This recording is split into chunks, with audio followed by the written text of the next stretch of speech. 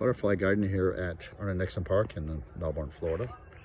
Take a walk through and see if we can see any butterflies. Beautiful Saturday morning, April 19th, about 8:45 a.m. Got out the door early today, which is part of our goal. I don't see any butterflies yet, but I do have different types of grass and plants that I assume attract butterflies.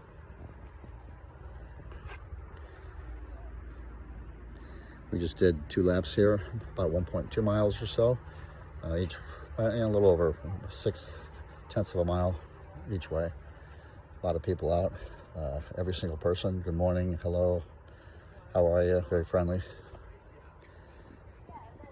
Some little handmade things.